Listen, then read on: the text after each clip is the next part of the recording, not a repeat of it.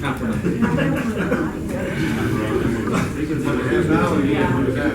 that's right. I really would love to see her.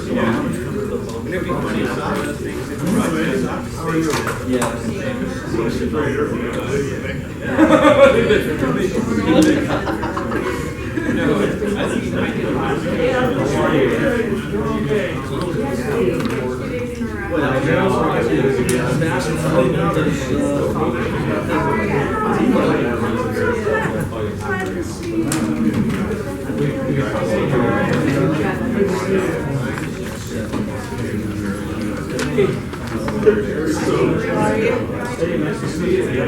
How are you? Good. I was telling the guys that I came to talk about the parade, so I really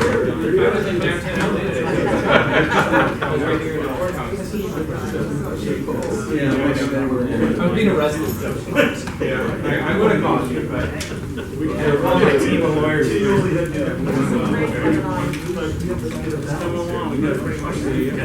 Pretty much set. We didn't say that. This place is secured, we got the church secured, we got the bar. So we got like this stuff, but there's always new stuff. Very, very good. You gotta get the applications on. Are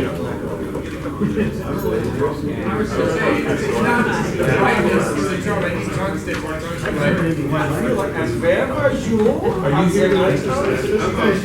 Oh, there you go. I got your email.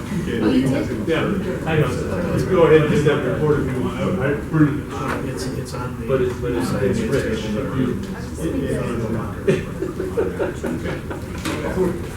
You got one of the old ones. Yeah. Hey. Christmas tree? Yeah. You know when this light here It was crappy? Wasn't impressive? Actually, I was going to start everything. So. Oh, yeah, turn it up. Oh, no. Much better. You know what? Leave it to the engineer. There you go. That was just like No, light them up. Light them up. Light them up. Cameras don't like darkness.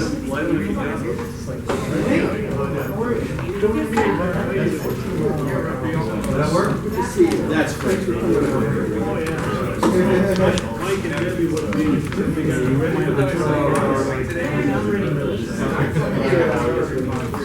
Better than it was when the lights were like. Yeah, thank you. They made more than one of them.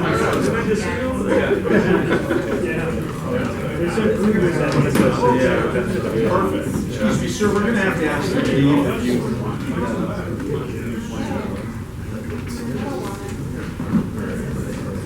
Those are the only options we have. That's perfect.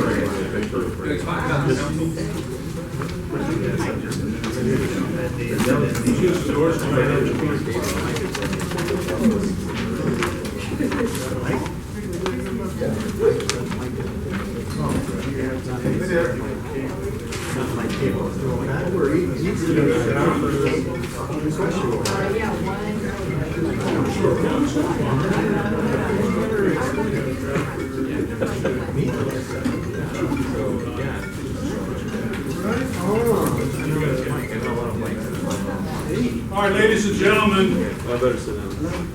again, food down here where this is SQ is getting ready. All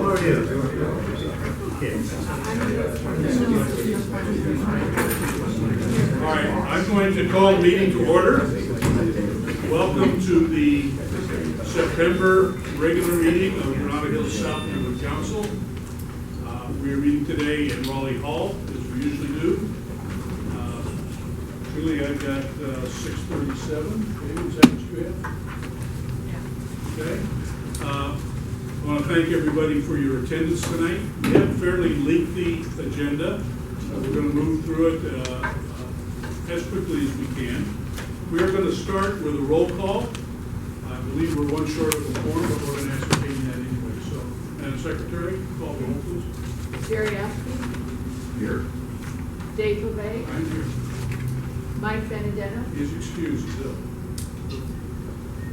Jeffrey Bullard. Here. Bonnie Burke, She's away on business this week, excused. Julie Carson, I'm here. Chet Dunlap, Here. Don Graham, Haven't heard from Don, I assume he'll be here.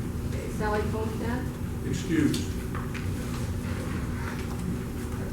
Jennifer Lee, She's ill, excused. Don Lopez. Here. Darren Lopez, Here. Joe Lyle, Here. Anthony Matthews, He's excused. Mark Morris, Here. Brandon Schindelheim, He'll be here shortly. Brad Smith, Here. Renee Trinidad, He has a business meeting tonight, he's excused. Andrew Wall, Haven't heard from Andy.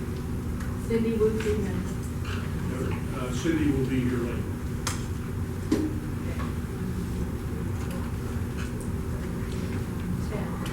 Okay, so we need one more for quorum. We can take care of some other business before then. Starting with public comment. Do we have speaker cards? No, I forgot the speaker card, so I know. All right, so we don't have speaker cards tonight. What I would ask is, if anyone has public comment of non-agendized items, first of all, we point out that the agendas, draft minutes, and budget reports are on the back table. Help yourself to those. I If know. there's public comment on non-agendized items, that means things that are not on the agenda, we'll open that up. Before I've got you first, Mr. Kuzmin. Before I open it up to non-agendized items, I am going to announce that there's 3 things that we are withdrawing, so they will not be discussed. If you had intended to speak on those items, do it now under public comment, and we'll allow you extra time. The 3 items are the motion to co-sponsor the supervisory district debate with the League of Women Voters. It's the last motion on the board issues. Let the record reflect that Mr. Schimmelheim is now here, and that makes a quorum. The other 2 items are the under the Planning and Land Use Committee. The committee took no action on A or B. They did take action on C. So if you plan to comment on either A or B under the Planning and Land Use, please do it now under non-agendized items. And again, we'll give you extra time to do that. Dave, to clarify, A and. A and B under So the we're department. withdrawing. Correct. Motion. Yes. Because there will be no motions. All right, so, Mr. Kuzmin, you have public comment, come forward, please. Kind of my general public comment kind of ties into with the issue of one of the items that's being deferred right now regarding the second dwelling unit. And one of the comments I had made last month was that there wasn't enough outreach to the community on that issue for the board to make a decision. There hadn't been any community input at that point, and it got referred to the committee who met last night. During the course of the discussion, there was discussion about outreach, and none occurred from this neighborhood council on that meeting last night regarding these issues to the community. Now, I did do some outreach on my own to the community, and as a result, 10 stakeholders showed up, a couple of whom I have no idea who they were. They came because they saw the post I put on nextdoor.com and a survey asking people if they were for, against, or undecided.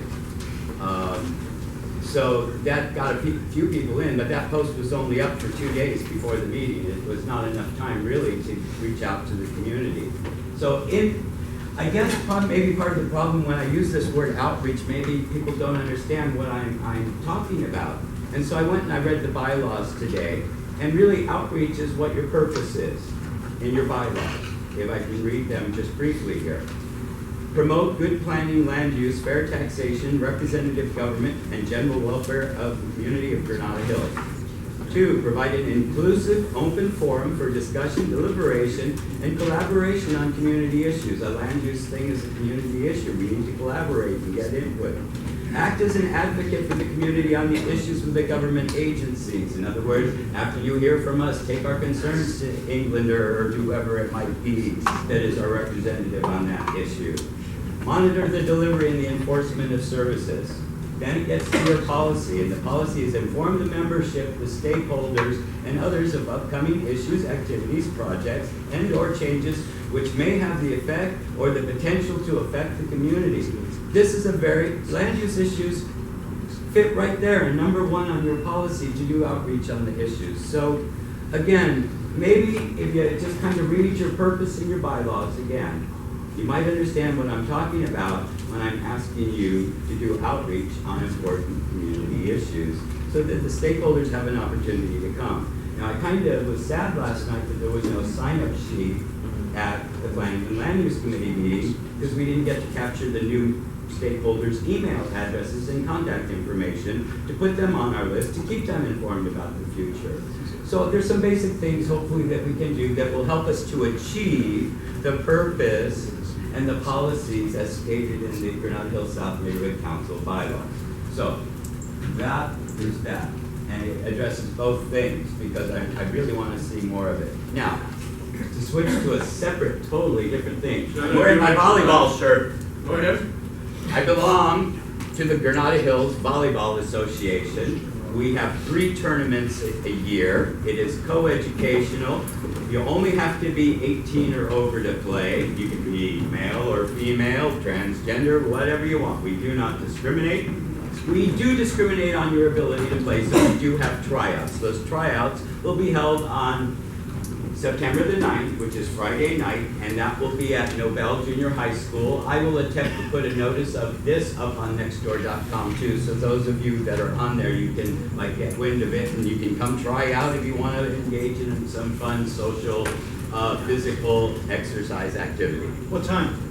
The league plays at 7 o'clock. Thank you very much. I didn't get that information out. It's 7 o'clock on Monday. We have 2 matches each night because we have 5 teams and we rotate 1 team out every 4 weeks. What time? It's on Friday night, 7 p.m. That's the tryouts or the league?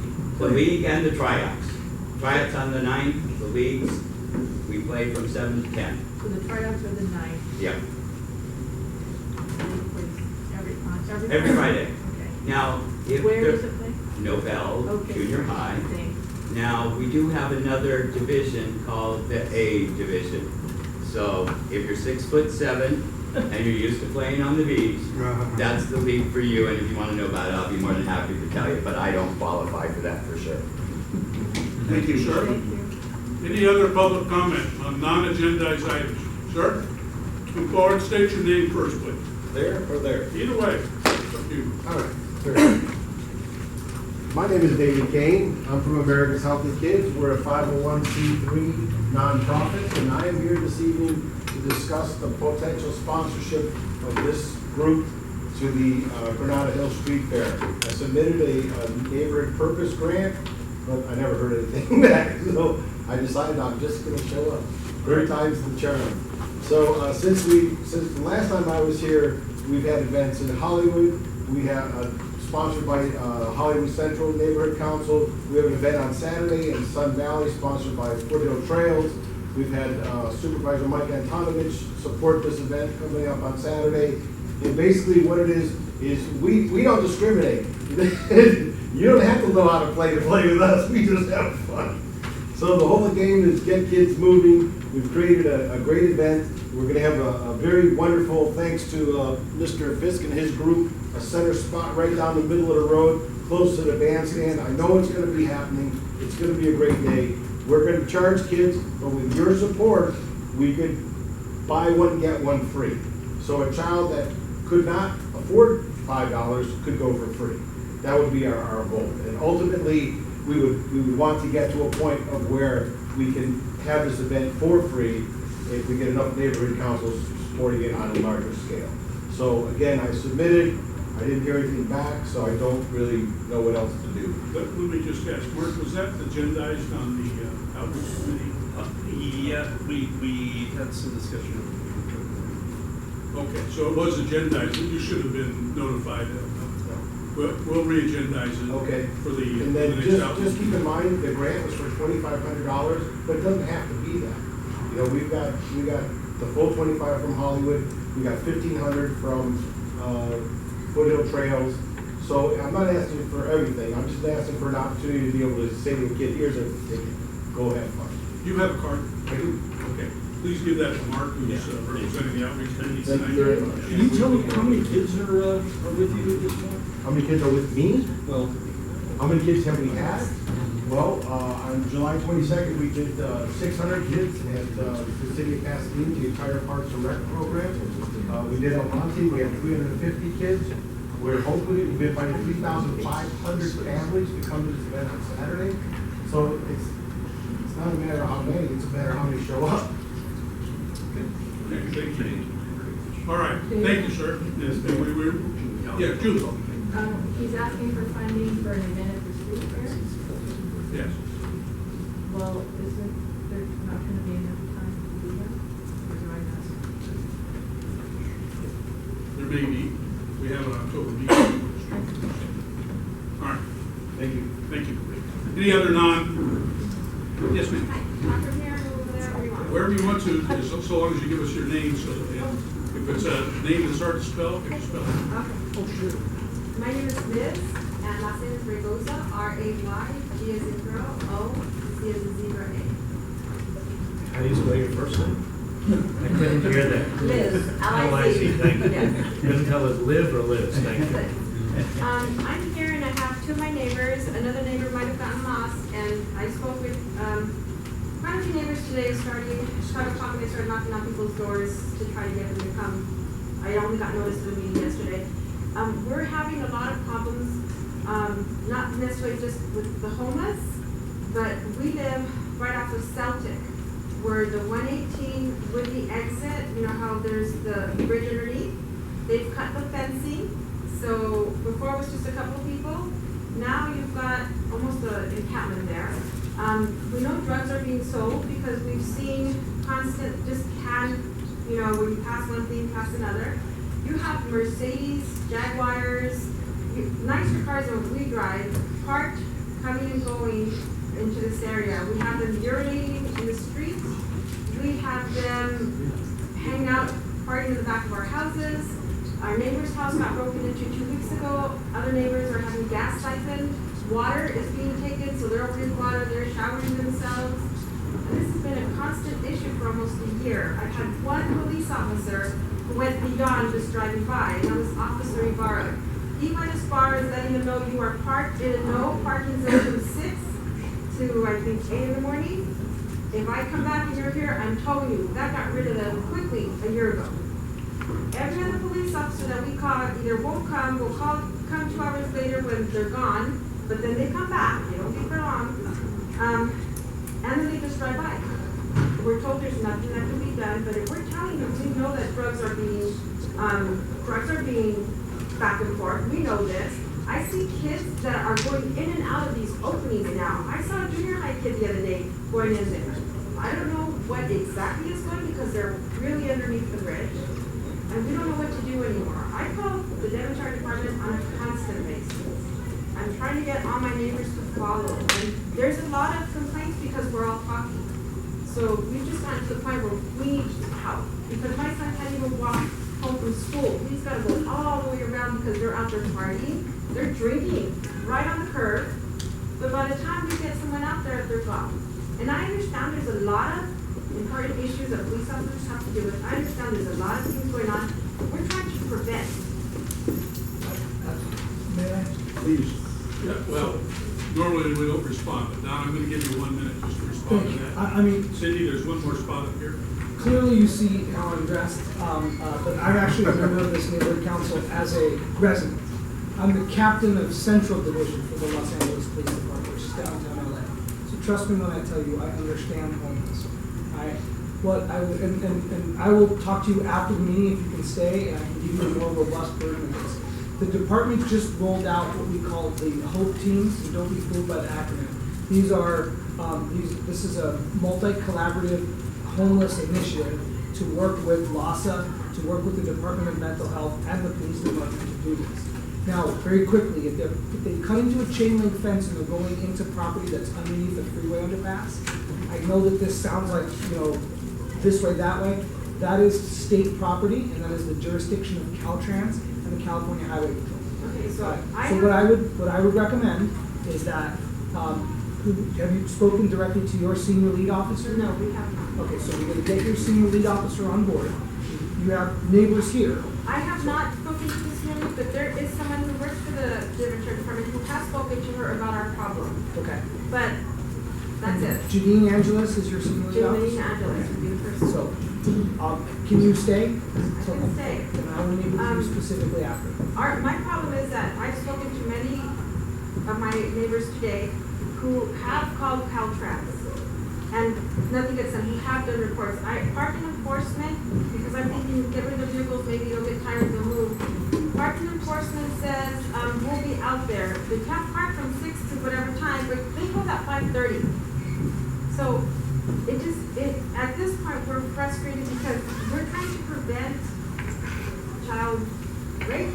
We're trying to prevent the junior high kids that are going through there maybe getting into drugs because of what they might see back there.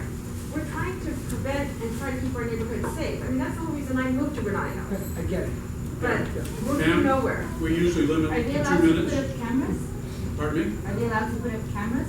We have, these are some of my neighbors that are just walking in. Everyone's tired. We're trying to get a voice out and we're gonna kind of start becoming a thorn in someone's problem until it gets done. And I'm not trying to be rude, we're just very I tired. understand, and we've already had that discussion briefly at our last meeting, brought up by one of our board members who was not here tonight, but lives in your area, and brought this up. I am going to, well, Eric, you're going to announce that, right? Yeah. I'm not going to step on your Ma'am, toes. I want to give you my card. I'm the public safety deputy for Councilmember Englander. I don't think I've heard from your community, so I would love to talk to you, and because we can approach it from a different angle and hopefully help out. Great, thank you. Thank you. Thank you. All right, anyone else with public comment on non-agendized items? No, not yet. Okay, I don't see anybody. Oh, yes, sir. Yes, No, go ahead. Okay. You have 2 minutes, sir. Okay. My name is Burton Hunter. I'm a neighbor to Liz, and she concurred with the comments she made. But another thing that I've noticed, where I work in Arleta, but I noticed this all over, it is the issue of young people with cars, especially hot cars, drifting, doing in the areas you can see where they spin out and leave rubber and stuff all over on the streets. That happens in our parking lot. We caught it on our video cameras. They're out there actually doing dangerous stuff, but they do it in more open spots where they're spinning around and you see clouds of smoke and everything, and they're shredding their tires. This is just a little bit of what I picked up out of our parking lot today. Out of this bag is just, so if this is a community thing, if the parents are aware that this, some of the things the kids are doing, they might, perhaps they'd be reluctant to go ahead and be buying new tires for the cars and become aware that that's maybe what their kids are doing. So maybe it's a community item just to make parents aware of what to look for, and not to support that in their families and stuff like that. Because I see it all over on the streets and intersections and stuff like that, usually at night. But we had some come in our church parking lot in Arleta during the day. We've caught it on the cameras both day and night. But last night we caught on camera. They came in at 10:30 and there was a group of people in the parking lot, and they did it regardless of the fact that there were people in other cars in the way. So about Celtic and Belgium where we're at as well. A car drove into our neighbor, almost went into the house of our neighbor at 6:30 in the morning, and this is one of the cars that actually hangs out with the homeless people, the Mercedes. The only reason it didn't hit the house is because the tree kind of turned him over, and we ran right into the house. All right, sir, your 2 minutes are up. Yeah. Thank you very much. Your comment. Paul, Kale, did you have a? I just wanted to make just an announcement. Come right up and do it. All right, I'm just gonna stay here, so All right. you stay on time. My name is Paul Lacayo. I'm the holiday parade chairman. I just wanted to give you a heads up that in 3 months and 3 days, we're gonna have the holiday parade on December the 4th. It's our 33rd annual parade. Some of you serve on the committee with me, and some of you not only serve on the committee, but also participated, have driven cars, driven VIPs, and so forth. So I just want to give you a heads up. I know it seems kind of trivial. I know there's very serious issues in the community and everything, but it's a great community event, as some of you probably have already been involved with it, either with your kids, or maybe you were involved as kids as well in the parade. So I just want to let you know, Sunday, December 4th is going to be the parade. So we ask you to come out along Chatsworth Street, and the theme for this year is favorite ugly Christmas sweaters and holiday ties. That's our theme for this year. Okay, so that's it for me. That's all I wanted to say. Thank you, Paul. So thank you for the time. All right, one more call. Any other public comment on non-agendized items? All right, thank you very much. We'll call on our community speakers, starting with you, Eric. Please come forward.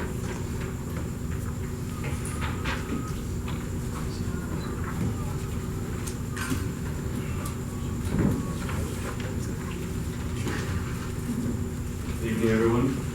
Hello, my name is Eric King. I'm a Councilman's Public Safety Deputy at Councilmember Englander. Just have a few announcements for you. First thing, speaking of homeless, we are co-hosting a homelessness town hall with Councilmember Bob Blumenfield. This coming, not this next Monday, but the Monday after, Monday, September 12th. It's from 7 to 8:30 at the Canova Park Senior Citizen Center. We're co-hosting with Bob Blumenfield because the entire valley is experiencing this issue. There's a million reasons why. There's a lot of court rulings that have affected LAPD's enforcements. What we can do as a council office and legislator. So there's going to be some great experts there, including Peter Lynn, who's the executive director of LASA, which is the city's homeless agency. Stephanie Klasky-Gamer, who's the president and CEO of LA Family Housing. Commander Todd Chamberlain of the LAPD. Rafi, I don't know his last name, I'm not even gonna try. He's a West Valley neighborhood prosecutor for the LA City Attorney. Molly Reisman, who's the Housing and Homelessness Deputy for LA County Supervisor Sheila Kuehl. And Nancy Volpert, who's the Director of Public Policy for the Jewish Family Service of Los Angeles. So it's gonna be a great town hall, a lot of questions that can be answered. I encourage you to come, learn about the issues, what we're experiencing as a city, and what we can or cannot do, and what we are doing as well. Second thing, Eric, may I interrupt? Is that an RSVP? you don't have to RSVP. If you have a question, send it to me. There's flyers in the back. If you have a specific question that you want them to address, Okay. You can put it there, but I believe they'll also probably have, just raise your hand type of Is situation. it on the council's website? Yes, it's on our, we put it on a newsletter, and it should be on our website. But it'll be on the newsletter again this Friday, and the flyers are in the back. It'll be on our Granada Hill South Neighborhood Council website later this week. So I hope you can attend that. It's going to be very informative, and you should come if it's anything that's affecting your community. Second thing, I want to remind, another thing I do in the office, I also work closely with the Department of Building and Safety, mostly code enforcement. So every first Tuesday of every month, code enforcement inspector comes into our office to meet with constituents. Not a lot of people know this, but I want to kind of talk about it for just a second. So they're coming in next Tuesday, the 6th, I believe. And between 1 and 4, if you have any sort of issue, if you have a neighbor who's doing something, whatever the issue may be, and you want to speak to an inspector, because I know building and safety, sometimes it's hard to get a hold of the inspectors because they're so busy and they only have limited office hours because they're out in the field all the time. We can set up a meeting, and you can come and sit down and speak to the inspector. So I just want to let you know about that. Let me know if you want to make an appointment, I can schedule you. And lastly, Dave, thank you for coming to the president's meeting at our office. We had all the neighborhood council presidents, met with the councilman last, was it Thursday? Yes. Yes, it was a good meeting. We talked about homelessness as one of the major issues in the community, and that's all I got. So thank you, and let me give you my card. I'm going to allow a couple questions, starting with Mark. Does CD12 actually have any funding to deal with the homeless here in Well, it's our area? not our own funding. It's, I mean. Divvied it's- up out of LA? It's city funding, but Yeah. we just committed 138 million, this budget year to address homelessness issues, going towards a variety of, programs and this and that. County, I think, matched it or close to it. And then there's various other bond measures that are going through, that'll be up for a vote in November. So in terms of that, there's a lot of things going on. Yeah, I don't want to talk about it too much because I'm not the expert on it, but they will be talking about it at this town hall, and they'll give you all the information whenever you need. Thank you very much, Eric. Appreciate you coming in. All right, I don't see Officer Delcor here tonight, so we'll pass on that. Budget advocates, I'm going to ask for you to give a report first, Kristen, and then if there's anything you want to chime in with Cindy, do that. Thank you. Go ahead, Kristen. Hi, I'm Kristen Velasco. I'm the budget advocate for Region 2. We represent Chatsworth, Granada Hills South, Granada Hills North, Porter Ranch, and I believe North Hills East. Speak a little louder, please. Can everybody hear me? I just giving them an update on what's been going on since our annual budget day. We've had some progress.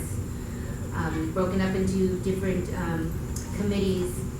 We are getting ready to, we're in the process of developing our annual survey, and most of you are aware of this. We need to take it every year.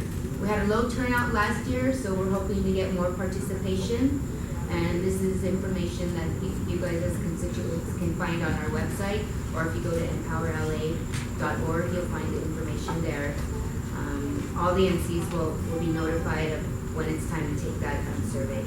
But you can also attend City Hall on September 24th. We're having our annual Congress of Neighborhood Councils, and everybody's welcome to go there. We're actually, budget advocates will have a booth, and you can take the survey there at the booth if you like.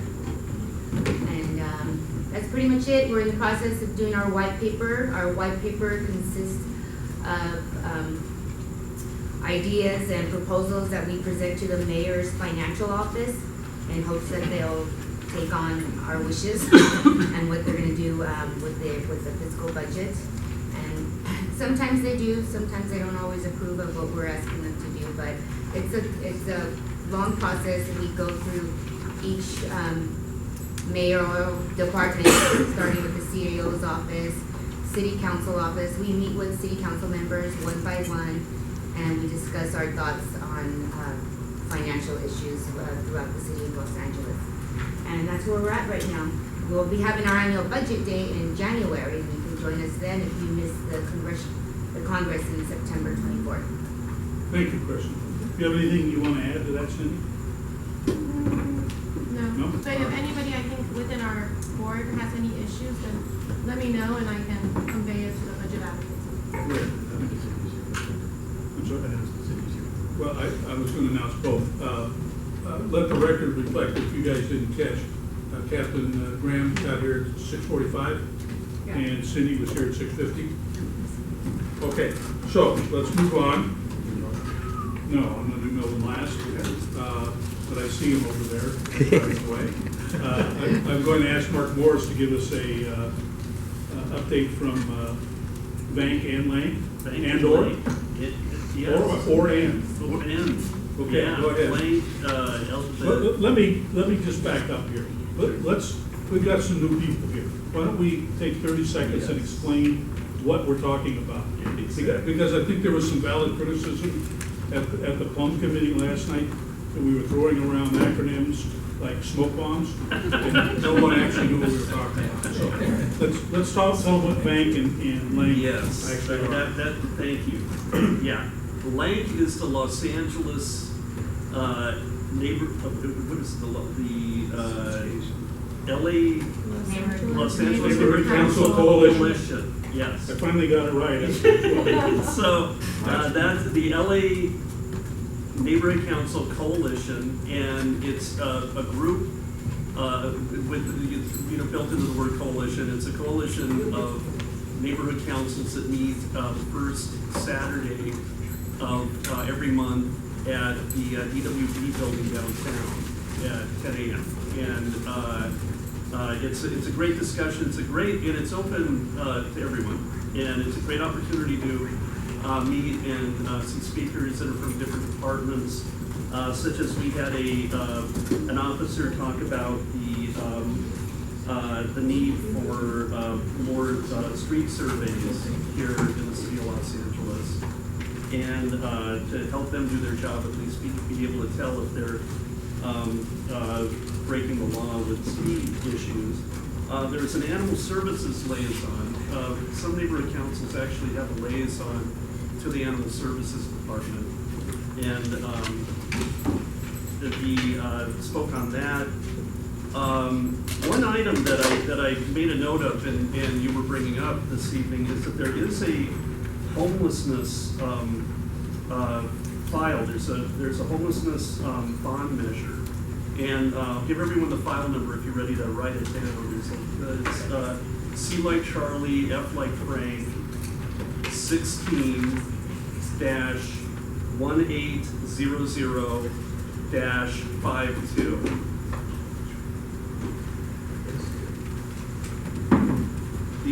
They discussed illegal dumping, and there was a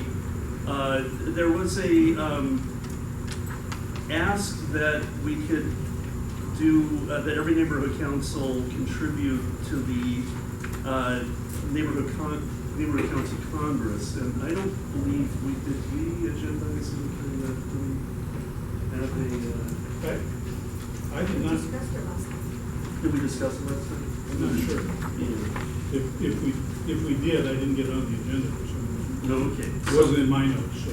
Okay, and so, but moving forward. Moving forward. Next year. Yeah, the Neighborhood Council Congress will be September 24th at City Hall, starting at 7:30 a.m. and wrapping up at 4 p.m.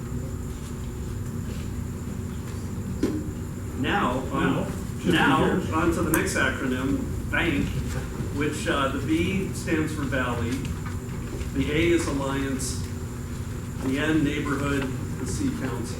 So it's the Valley Alliance and Neighborhood Councils. And I'm sorry. Covers the line. Yeah, which covers the valley. It's similar to the lake, but it meets and discusses issues specific to the valley and specific to valley neighborhood councils like ourselves. And one important issue that came up at that was the monthly profile, which I know I got mine this morning in the email, and they really encouraged the board members to read the council file, or the monthly profile. A lot of great information in there. So we're gonna make it a team effort to go over that. And we did. They discussed the bank planning forum and the mixer. They'll be having a mixer March 9th, and the council files that they specified for that meeting is one on 15-1022-S like Sam 2 on online voting, and a 04-1935-S1 for training for volunteers, and one on coyotes, if anybody's having any coyote problems, or roadrunner problems even, then 16-0585. And that's it. Thank you, Mark. Not on the agenda, but we always welcome our representatives. Because we do have a bunch of people here that are new faces. First of all, I want to reiterate, there's still plenty of food over here. If anybody's hungry, eat it. My wife's on the Dora diet, so I don't dare bring any of it home. So you better get at it. Yeah, right. No, she's giving me orders, don't you dare bring anything home. So help yourself, please. It's for the stakeholders. we are governed by city charter. The neighborhood council system was established by city charter. An agency was created, the Department of Neighborhood Empowerment, and the acronym for that is, of course, DONE. And DONE is staffed with a number of city employees, a number of which are field reps that deal one-on-one with the neighborhood councils. And our field rep is here tonight. I'd like to call on him to speak a few words. Melvin, come on up, introduce yourself, and you wore it right. Very good. Hello, good evening, everyone. I'm Melvin Cañas, Field Project Coordinator with the Department of Neighborhood Empowerment. So yes, sorry, like Dave said, I'm assigned to work here in the Valley area, and I work with about 12 neighborhood councils throughout the Valley, from Tarzana, Sherman Oaks, Porter Ranch, Granada Hill South, east to Arleta and Silmar. So we're all over. Before I used to be concentrated in one area, like Region 2 right here, or in Region 1, the North Valley. So we are going through some changes, like you mentioned. One of the main ones going on right now, that just like you and those of us left in the department are waiting to see what's going to happen, how it's going to all play out, and we're expecting, all the best is the shift of funding program staff over to the city clerk's office.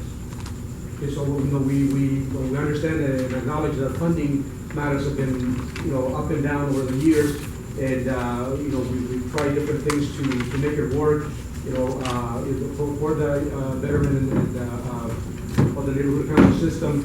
And next reiteration right now is that city clerk, being a much bigger department with much bigger resources than our department, they will be taking over funding program matters. And so all of the staff that we had, which are about six or seven, they're moving over to city clerk. So our department is going to be even smaller, and so that'll have us focus more on the day-to-day operational support of neighborhood councils, training. With that, we are expecting I'm hoping by January, with the second half of the fiscal year, that we're going to have additional field staff coming into the department. So meaning that there might be, right now there's 3 of us assigned to the entire valley. We may get a 4th one. We should get at least a 4th one, and so that means that each one of us will be working with about 8 or so neighborhood councils, and we'll be able to devote more time to really get in there and support you guys on a daily basis, more consistent basis. It is not possible all the time to do that when we have so many councils to work with, but I'm looking forward to those changes in the department. The monthly profile, they did come out today, so please review them. One of the things that came up at the Valley Alliance meeting was the idea of having different board members take a look at it in different sections. That not everyone has to be concerned with looking at the entire document, but there is some very, very important information. For example, the community impact statements. It's one of the main things that we're asking neighborhood councils to get more engaged with, and have your voice at city council with regards to city council files. So every month we outline about half a dozen or so files that we believe neighborhood councils may be interested in learning in participating in. And so take a look at those. There's also a report on trainings. So at the last page, there's a list of important dates, what's coming up. And so, please take a look at that. One thing that came up at the Congress, at the Valley Alliance meeting, that, I think the next day or the next week, there was a training, and it had been listed here, but, apparently not many people had seen the important dates listed, and they are listed there for the entire month. The big one this month is the Congress. It's basically your annual conference that, your fellow board members across the city put together and organize. It's a day for you guys to go out and celebrate and network with other neighborhood council members across the city. We normally have around 700 people that come out and take over City Hall. And there's breakfast and lunch provided, parking is provided, and it's all free. So it's open to the public as well. If you visit our website, our department's website, empowerla.org, you'll find a link to register to attend. And there's a lot of workshops that are workshops that are provided for you to participate in. So I'll leave it at that. Please take a look at this document, over the next few days over the weekend, and, find out what's going on in September. All right? Thank you. Thank you. Melvin, I just want to add, Yeah. thank you for all your help throughout the last couple of months as we transition into a new term. Mhm. You've really done some outstanding work for us. So Thank you, I appreciate that. Thank you. All right, that ends our community speakers. We've got a couple more items we're going to take here right away. Approval of the minutes from the August 4th, 2016 meeting. You all got those in, and by you all, I mean the board members, got those in advance. Madam Secretary, did we get anybody with any corrections? You were the only one. I was the only one, Yeah, okay. that said it. All right. And Yes, Mr. Kuzmin, you have public I comment? have one correction that I believe that should be done. I have one statement that was made that is absent from the minutes. And I understand that there was something said at the meeting about the August 22nd demonstration on the holiday tree that was mentioned during the meeting, but I don't see it in the minutes here. So Let me just comment on but that. hold on, Minutes- can I finish with the corrections though? Because I think my comment will Well, let me get to the All real right, go corrections ahead, first. finish it up. One, it says that Mr. Lyle recused himself from the planning and land use motion, and it talks about him coming back into the room. Mr. Lyle never left the room during the discussion. And the other thing that was said is when the item was ended and referred to committee, the acting committee chair at that time asked, can we refer this to outreach, to do the outreach to the community to get them to come to planning and land use? And a statement was made by the chair that that's for planning and land use to do. So I don't know whether Well, that got Mr. Kuzmin, missed, I'm gonna stop or it's you. one of those minutia things that doesn't go Yeah, it is a in. minute thing, and let me just say for the record, and it's reflected on each month's minutes as well. The minutes are not a blow-by-blow discussion of everything that goes on in the meeting.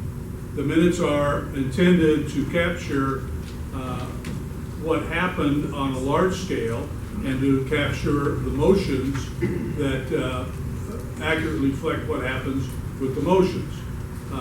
If we put down everything that we did, we probably produce a 25 or 30-page document. That's not what minutes are intended for. What you're talking about is a transcript, and we're not doing transcripts, we're doing minutes.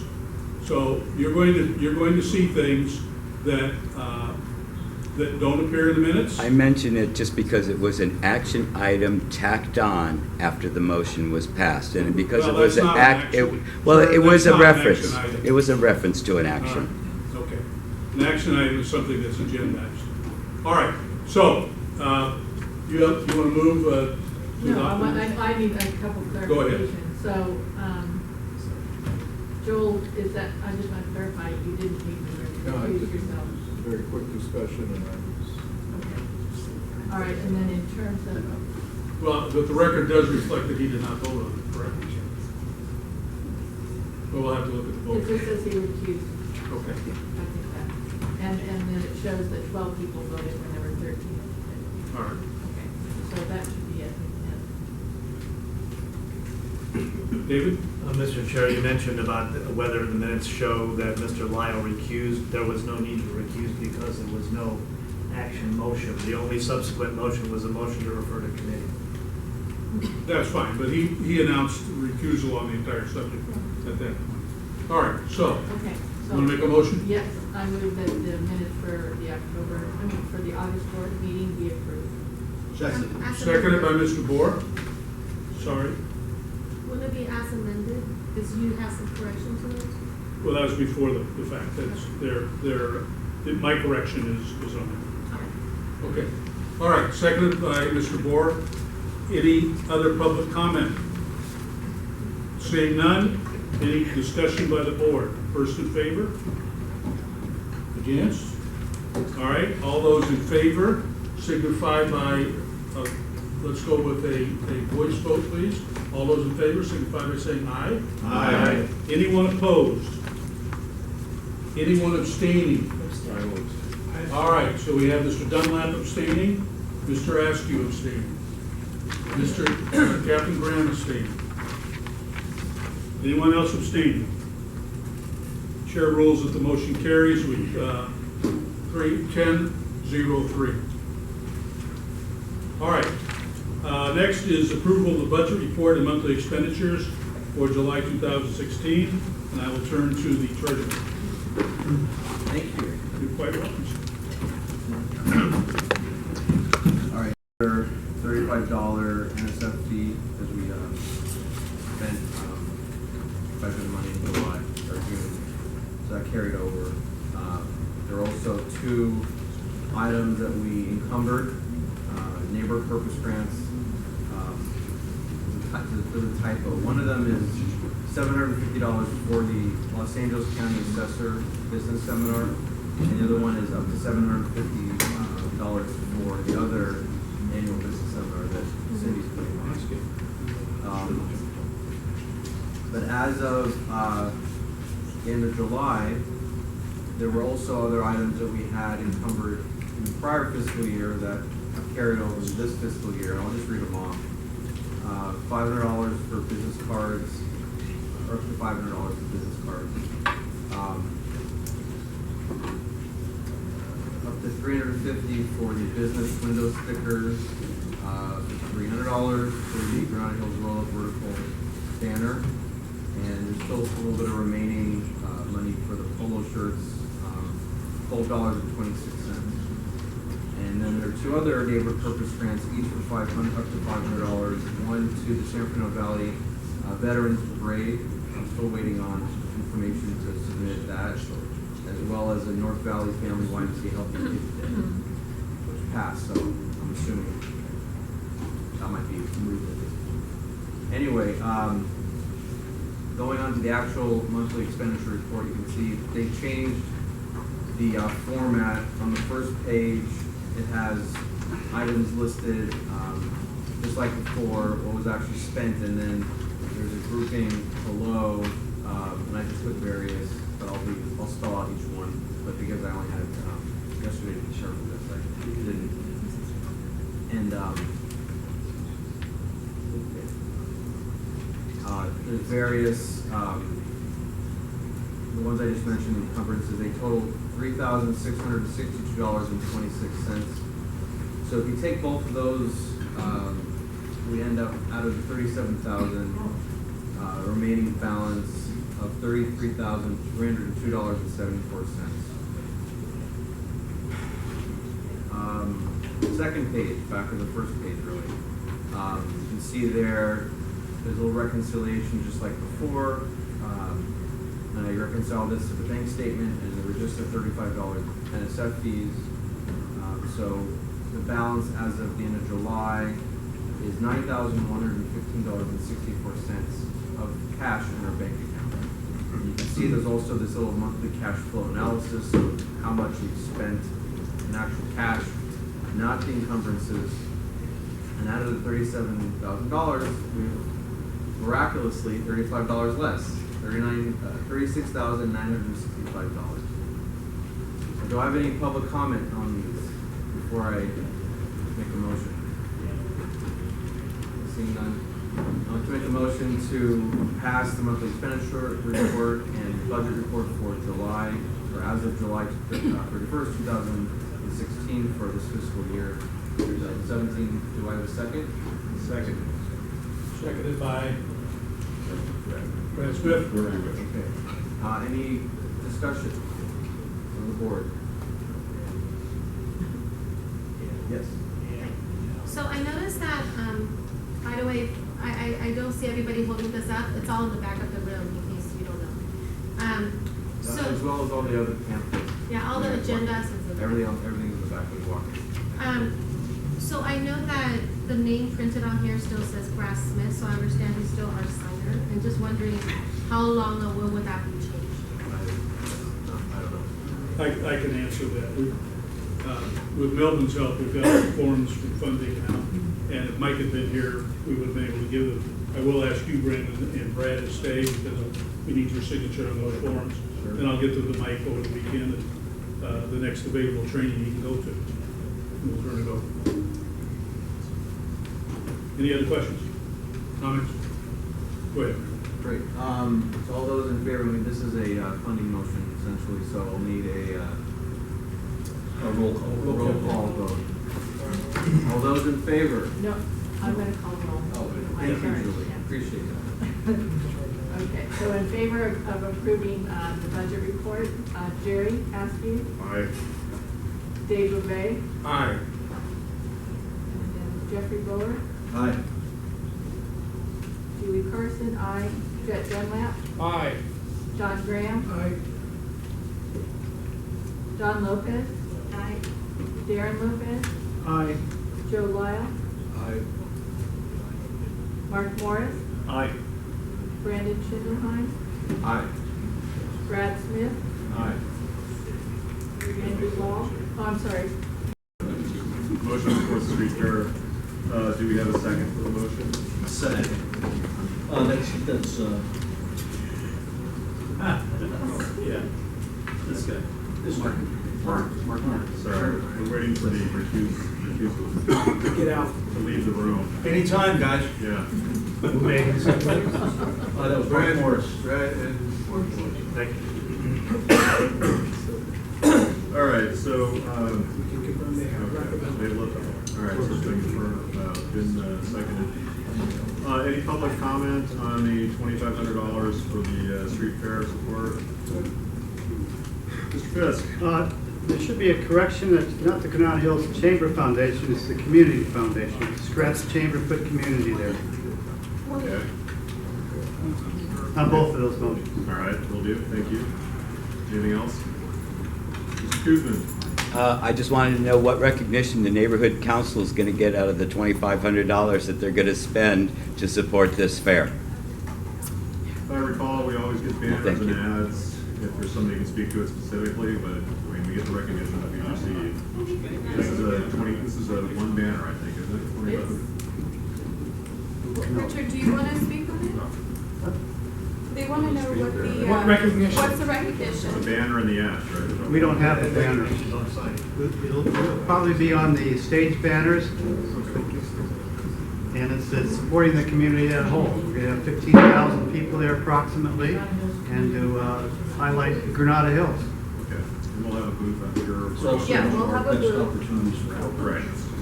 So I'm sure. The booth is included in the $2,500? Yes. Yes. Okay. Just like it was last year. Well, again, these aren't clear here, and I needed to ask the questions. Any other public comment? Hearing none, board comment or discussion? What's that? Any board comment or discussion in favor or opposed?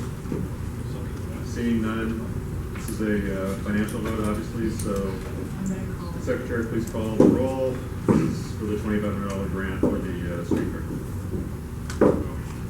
okay, Jerry Askew, Dave Lavey, are recused.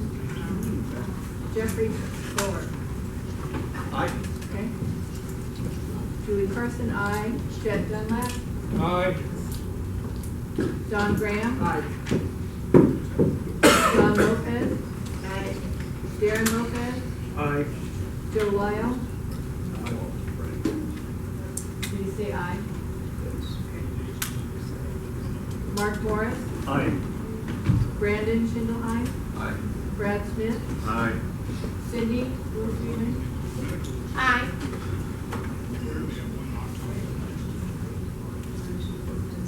I got 11. yeah. Okay, that passes. Any, sorry, I don't think we missed anybody. No. Can I say, make sure that you write in the minutes that Dave and Jerry accused themselves and left the room. Yeah. Because they'll look at that when they can find it. 11-0-0. Okay, the next one is the motion to support the holiday parade. Again, this is something we do on a regular basis every year. Do I have a second for the motion for $1,500? Second. That's Captain Grant. Graham, second.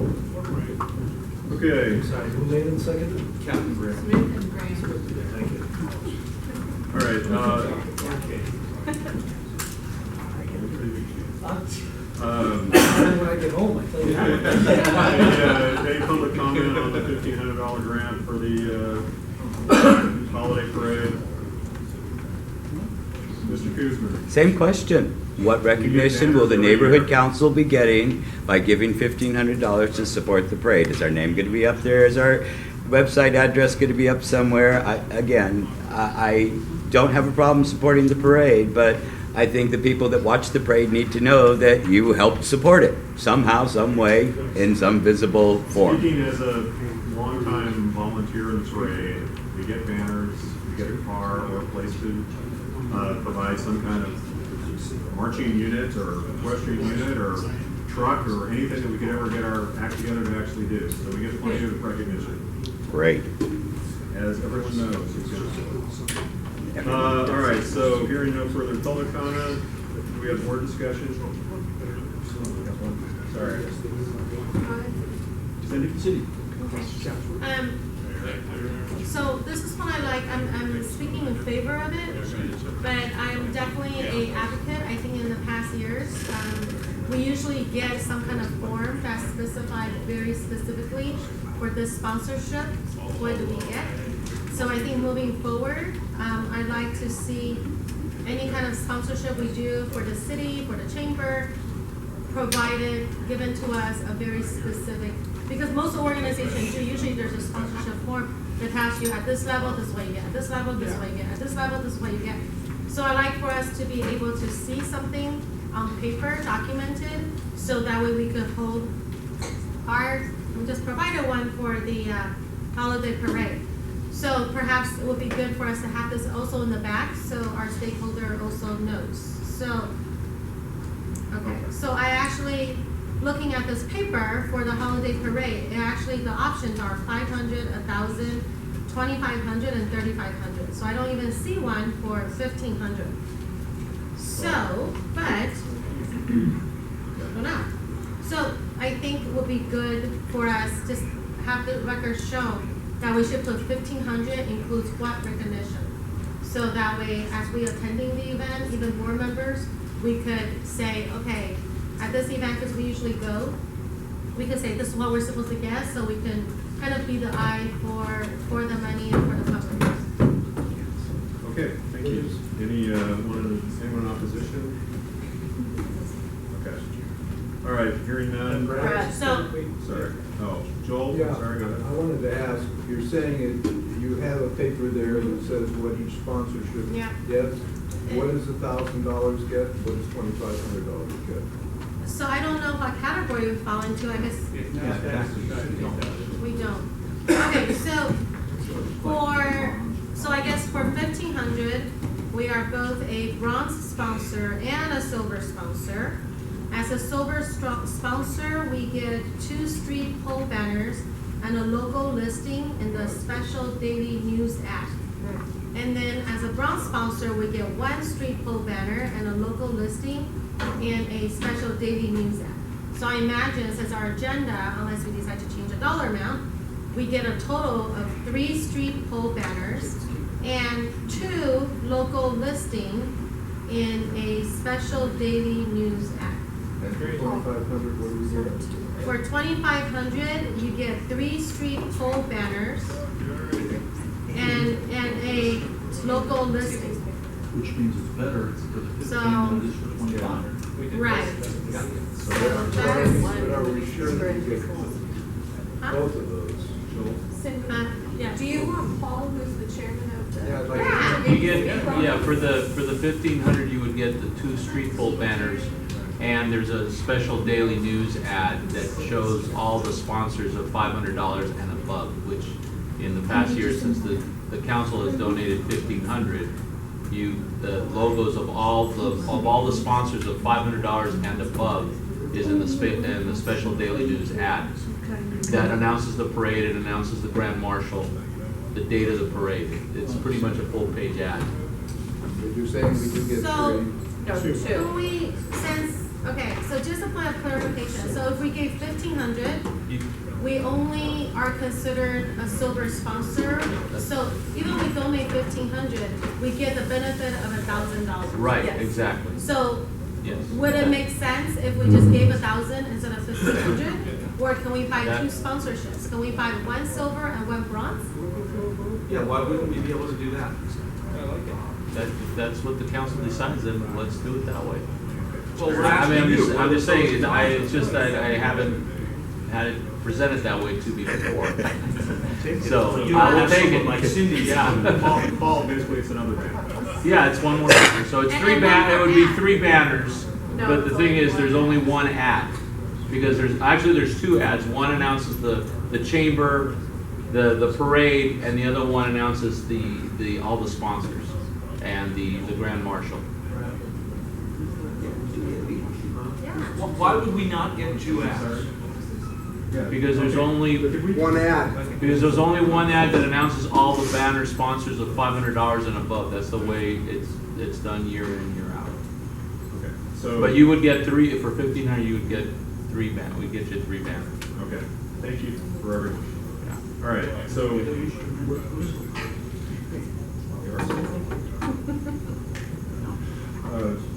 Brandon, you want to add something?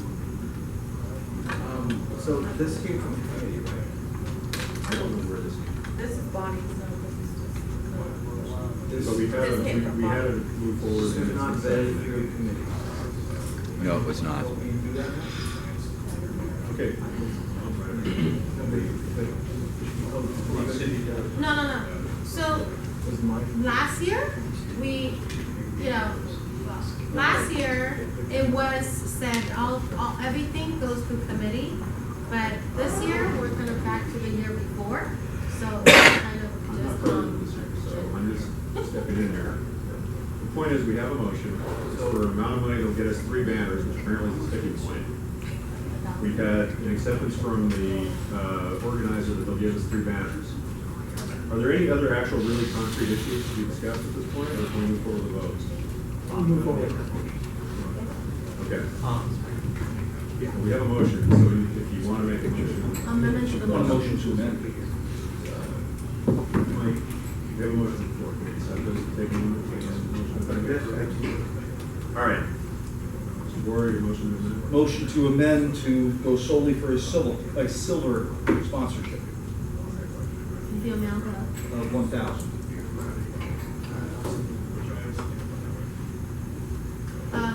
I'll second the motion. Okay. So, we've had public comment on the larger issue. I know that we need to go into it again. Okay, well, public comment. Public comment on the amended motion. On the amendment, rather. All right, seeing none, board discussion on the amendment. Mr. Lyle. Yeah, I didn't want to bring, this up and create a problem. This is a worthwhile event. We made an annual contribution in the $1,500 range, and I think we should continue that. I don't know if it's not a question of money, it's a question of principle.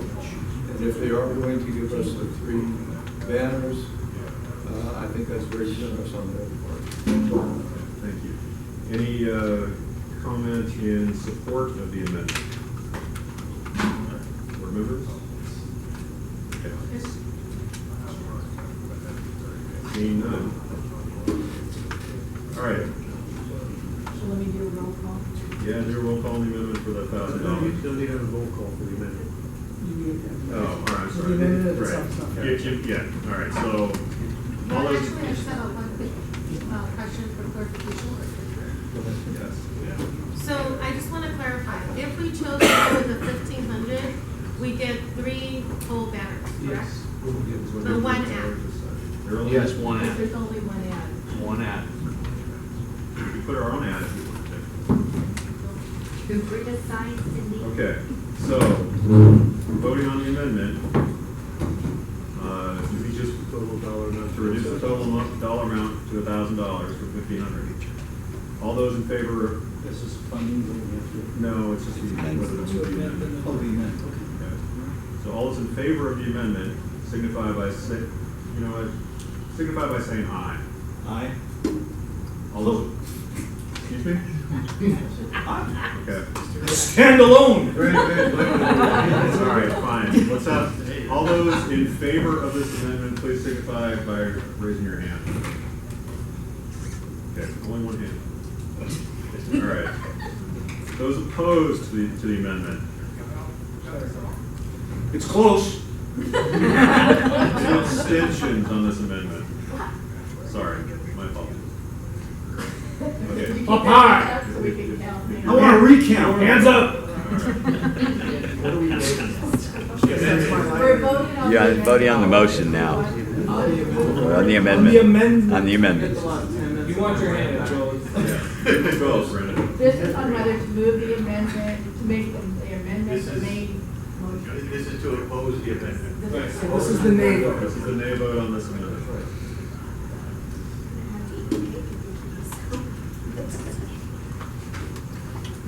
Okay, any abstentions? Seeing none, I believe that amendment fails. All right, going back to the original motion. We've had discussion, okay, board discussion on this one. Is it all right to ask a small question for this? Let me just get it done. All right. Any opposed? All right, please call the vote, it's financial. Okay, so this is for the This is for the original original motion, $1,500. $1,500, just to be clear what we're voting on. Yep.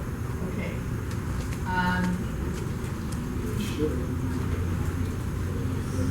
Jeffrey Buller? Aye. Julie Carson, aye. Jed Dunlap? Aye. Don Graham? Aye. Don Lopez? Abstain. Where were you last, folks? Darren Lopez? Aye. Joe Lyle? Aye. Mark Morris? Aye. Brandon Schindelheim? Aye. Brad Smith? Aye. Cindy? Aye.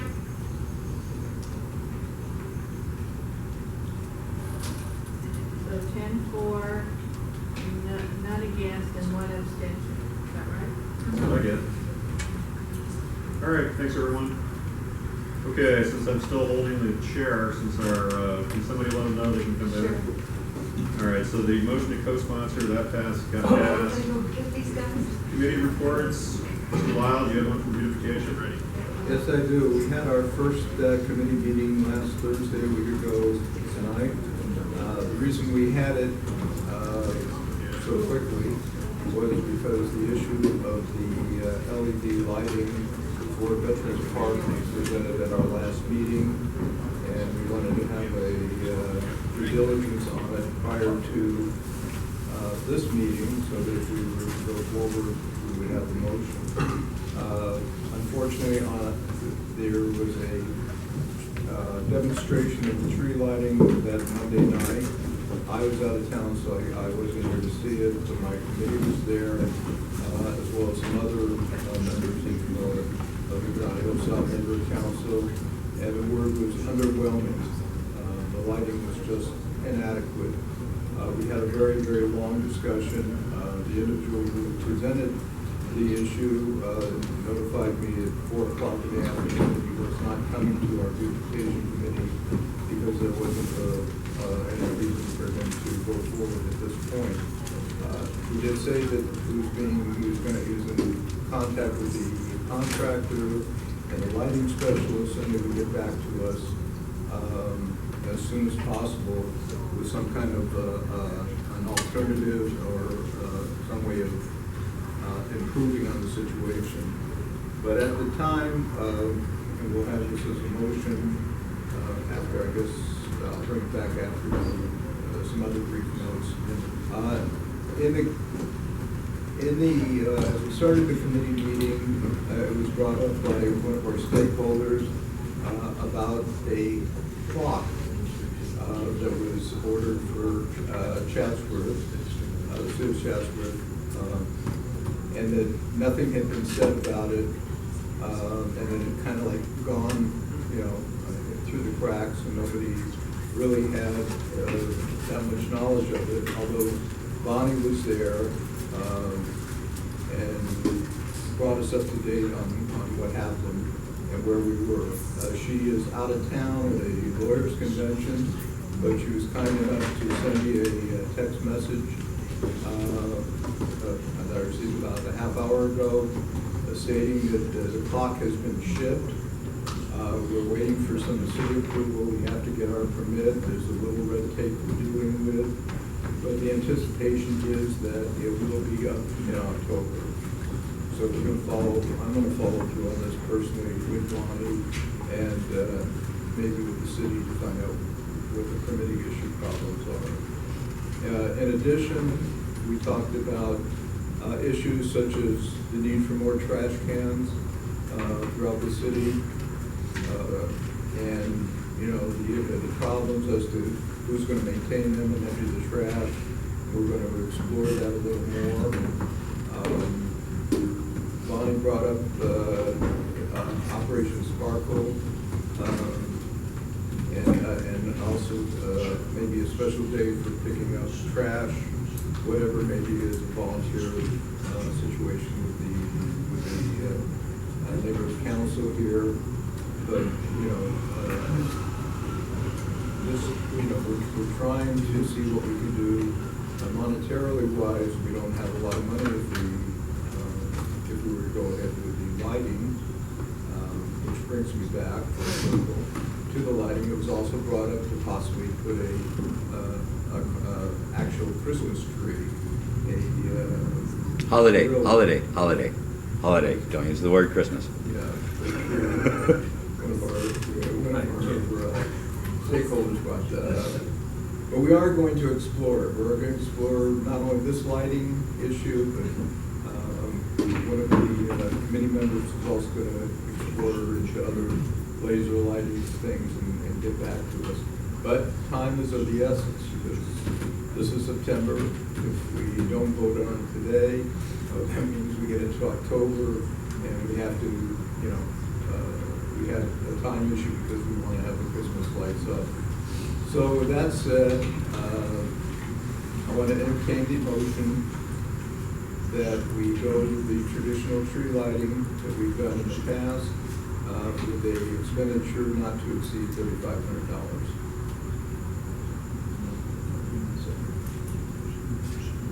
Is there a second? A second.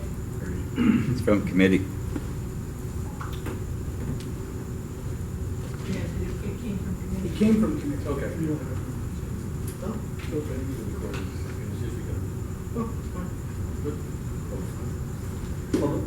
Public comment? I do have one. Yes. You're back. So we got a motion by who? Mr. It came from committee. It's coming from committee. From committee, all right, so we don't need a second. Public comment, Mr. Kuzmin. Yeah, I was at the meeting, and the only thing that I need to throw in as a comment is that I would have liked to have known about the demonstration on the 26th. So again, it comes back to, some kind of notification to, there's lots of people out there that care about this tree, and we didn't know that this demonstration was occurring or that it was going to be discussed at a meeting so we could give our input as to the community's reaction to the demonstration. Again, I'm really trying to make it inclusive rather than exclusive, the decisions being made. I do support the $3,500 to light the tree because the alternative solutions will not be able to be taken care of prior to the holiday season beginning. Thank you. Any other public comment? Yes, Jerry. Yeah, if you need lights and this laser thing doesn't work, and I know we have the white lights, I still have my lights you can borrow for the tree. It's like 20 strands, so it's a lot. All right, thank you. Any other public comment? All right, I'll open it up for discussion among board members. First, anyone in favor of the motion to speak? Yes, Jeff? It's astounding to me because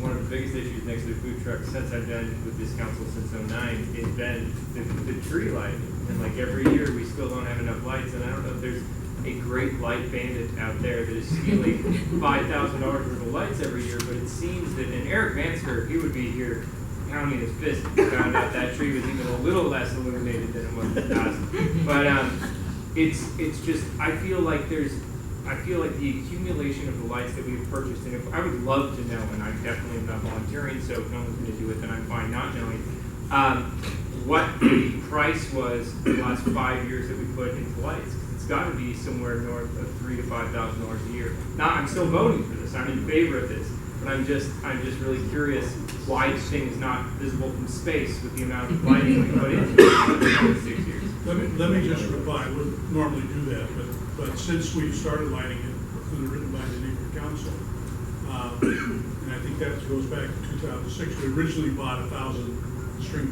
lights. We bought another string of 1,000 several years later. They string up about 1,800 of those lights. They don't use quite, the full amount. I've been told the last couple of years it's about 1,800.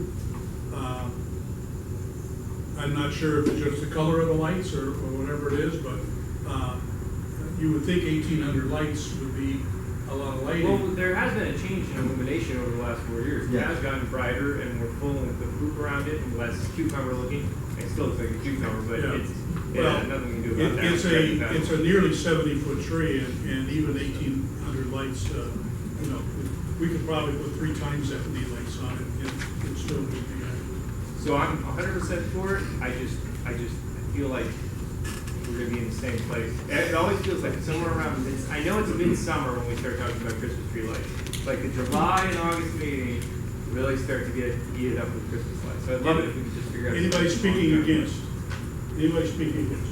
I'd still like to start to look. All right, speaking for Mr. Bohr. Please. I am in favor of it, but what I saw in the demonstration was obviously, I'm not going to say much about it, but people were there. It is what it is, or was what it was. Certainly not the long-term solution or even this year's solution we were looking for. That being said, I think everyone here can agree that last year's lighting was not as nice, not as appealing as the years before. Something has to be done in the long term. But I think in a September meeting, that ship has sailed for 2016. I will say that one of the things that I think detracts noticeably from that is that corner street, I can't even say light because it's a lamp that I think the city put in. I think you know which one we're talking about, where it shines directly on the tree. It's very light, it's brighter than the other surroundings. And any kind of light that we're going to put there is going to be dimmed and probably dwarfed by that light that's there now, as bright as it is and shining on that tree. Certainly not for this year, but I think anything that we're going to do in the future, that huge Roman candle is going to have to be addressed. All right. Anybody speaking against? Julie? Is it 3,500 just for installation of the light? Pretty much, yeah. You know, it may be more than that. I think it was 3,650 last year. So it's not my name or like.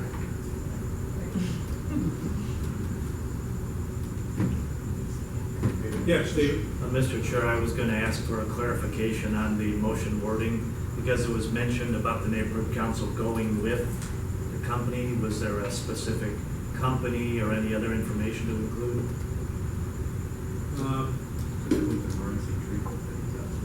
Yeah, RNC Tree Company did. RNC Tree Company? RNC. RNC, thank you. Yeah.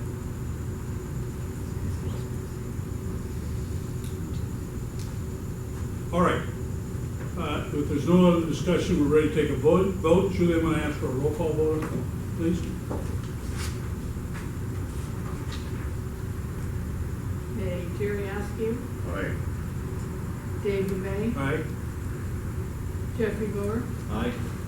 Julie Person, aye. Jet, done that? Aye. John Graham, Aye. John Lopez, Aye. Darren Lopez, Aye. Joe Lyle, Aye. Mark Morris, Aye. Brandon, Aye. Brad, Aye. Cindy. Cindy has left. Oh. means we have 12 to vote. Yep. 12 ayes, no abstentions, and nobody that's not in favor. So it passes.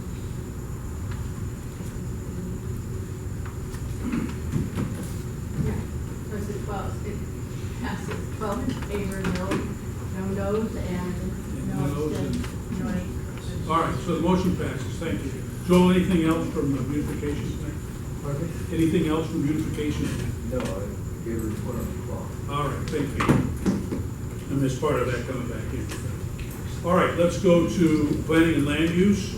A and B have been withdrawn from consideration. We'll go to C. Jerry, I turn it over to you, please. Thank you. At the committee meeting last night, our planning and land use committee took a position to oppose the city's home sharing ordinance, council file 14-1635 S2.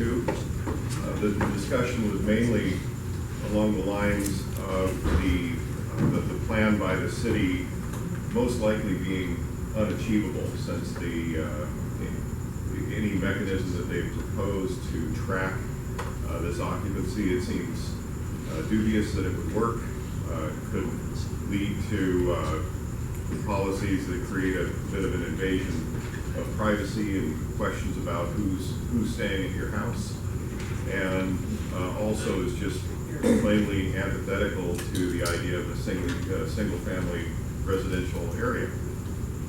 So that just is, in a nutshell, what the discussion entailed last night. Again, this is from the committee, a motion to oppose the ordinance under council file 14-1635 S2 for home sharing and establishing the administrative application fee, administrative fines, and taxes. Public comment? Is there a motion on the floor? Yes, it's coming from committee, so Okay, yes, I have public comment. go ahead. I'm going to come up for this. So this is to oppose? Yes. Again, I was at the Planning and Land Use Committee meeting last night when this was discussed. Just prior to the motion to oppose this ordinance, another stakeholder in the room had said, you just tabled the other two motions, you got to take an action of some way or some sort. And so the action that was decided that would be taken would be just to oppose it. Now, the state laws and regulations require that if you're going to make a recommendation, you need to supply legal findings and you need to supply substantial evidence for taking the position you take and why you're taking that position. Now, the reason given for taking the position to oppose was that we can change it anytime we want to later. I'm sorry, to me, in my opinion as a professional, that is not a professional way to make a CIS statement on a land use issue. I don't fill out a real estate contract, put the price in, ask the buyer to sign and say, I'll put the terms in later. And I'm sure the attorneys don't file a lawsuit saying so-and-so broke the law, I'll give you the legal findings and the court cases later. Sure we do. To support it. Technically, yes, you can. But the point of the matter that I'm trying to make here is there should be some discussion of why we are opposing this, because there's no findings, there was no real discussion last night, nobody had any information, nobody had any paperwork, nobody's read the 180-page document to make this decision yet. So again, I'm going to ask you to refer it back to committee again, that you fulfill your policy and your bylaws and seek out the community input on an inclusive basis and bring it back to this council next week. Any other public comment? Discuss?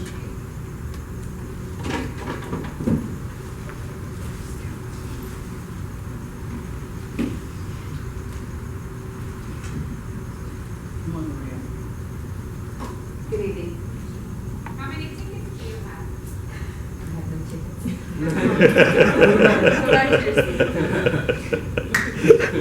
Anyway, Tickets in my car. so the discussion about this home sharing, short-term rental issue it's a very, very contentious item. It's technically illegal to have short-term rentals in residential districts to begin with. The city has concocted an amazing ordinance. It's put two ordinances together. Home sharing, originally it was supposed to be an ordinance about short-term rentals, vacation rentals. That was the original motion. This has morphed into two separate ordinances into one. It is such a complicated matter, we felt that it was necessary to have something in as a CIS that we oppose the city's process altogether. And when further reports come out, we will make the appropriate CIS statement. But at the current process, the way the city has proposed this ordinance, it is unworkable, and we will then further comment on further reports. Thank you.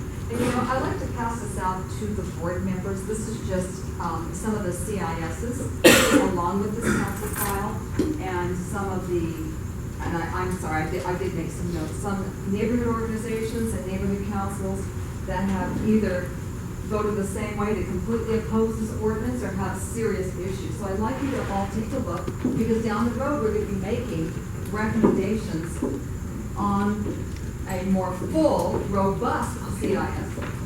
And I'd like the board to have a little more background. Thank you. This has just to clarify, this file, you've reviewed this file.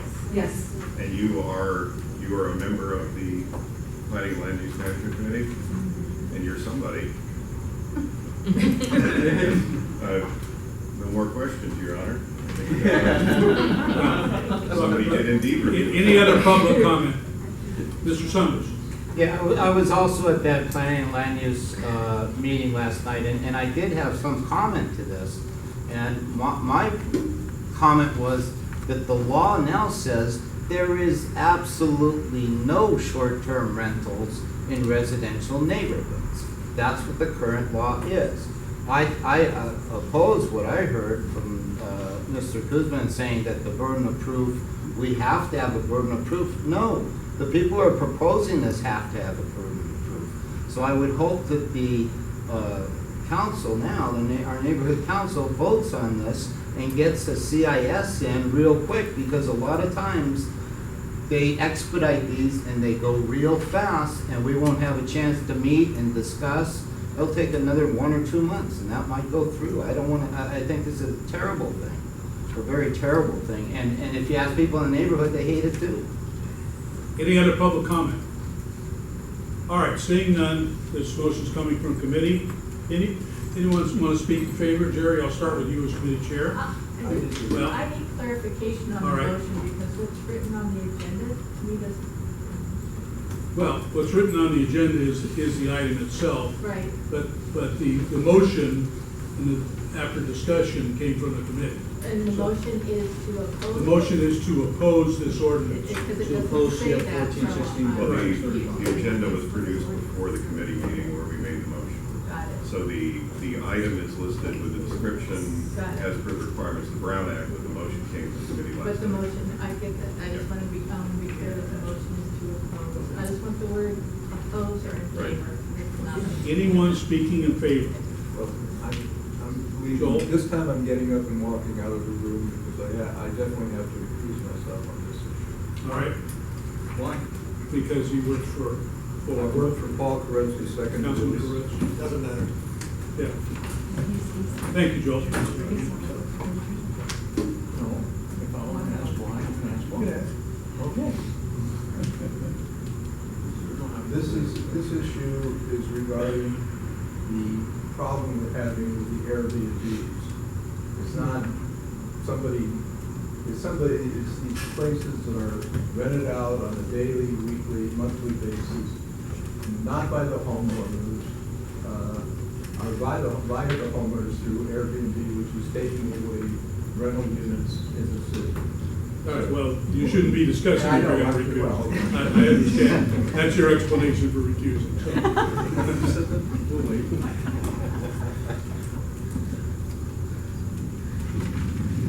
Anybody? Do you want to speak in favor of? We'll add, yes. All right, well, wait. I'll do that. I'll add an item that one stakeholder who was at the meeting brought to our attention. She lives in the area where, if you remember from the news a few weeks ago, I was actually out of town when I heard about it, but there was a shooting at a party in Granada Hills. And she lives near that area, and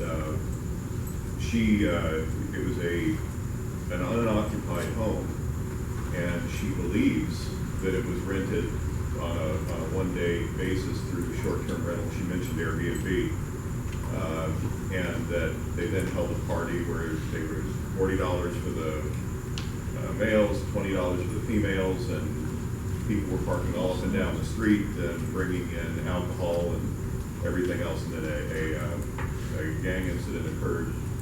Somebody showed up. I think they shot the person who was DJing the party, but even prior to that, the party was very disruptive to the neighborhood. So she felt that a short-term rental situation had it basically precipitated this incident.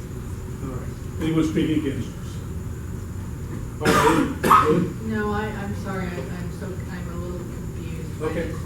So, because our motion is to oppose a city council. Council file, no, the council. And the council file says something about how good it is to do something about home sharing. The council file Is in favor of it is a mechanism regulating. to permit, to allow and regulate home sharing and short-term rentals. Which would change the existing law, which makes that currently illegal. Got it. Right. So our position is to oppose, we oppose the changes that are proposed by this council file. Right, because I'm writing down, we're gonna have to vote in favor of opposing something. Correct. We're gonna Correct. stand- Yeah. Yes. Okay. All right, I think we're ready to take a vote. I'm going to ask for a hand vote on this, so we make sure we get it right. All those in favor signify by raising your hand, please. It's land use, you need roll call. No, Mr. Kuzmin, you don't need a roll call as long as the results are announced. Yes. All right, I see 9. everyone except, are you voting in favor, Julie? Yeah, I have my. All right, I'm going to vote in favor. Are you, okay, so I see a unanimous vote. You concur, Mr. Parliamentarian? Yes. I will still call it out. Anyone opposed? Anyone abstaining? The vote is 13, I'm sorry, 12. 10. 10-0. Can't be 10, it's gotta be 11 or we're not informed. Count again. I believe it's 11.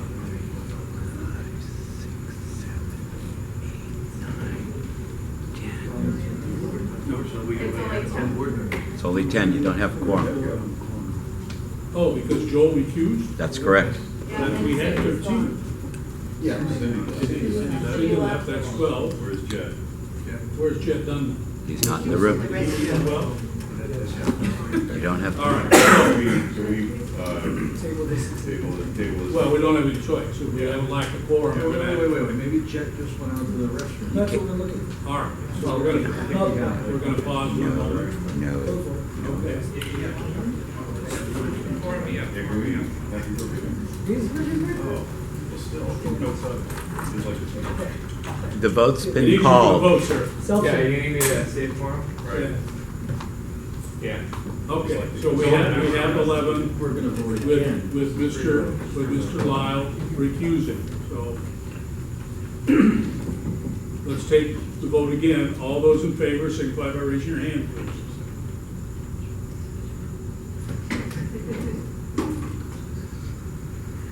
All right, so I see everyone. Jet, you have your hand up. No, I'm gonna abstain. because Okay, I was that's outside. fine. Anyone opposed? I see no hands on opposed. Mr. Dunlap is abstaining. Mr. Lyle is recused. So that means it's 10, 0, 1, and 1 recusal. Mr. Moore? No, I was just saying that loud. Oh, okay. Release the Lyle. You get him, thank you, Jim. All right. Thank you, everyone.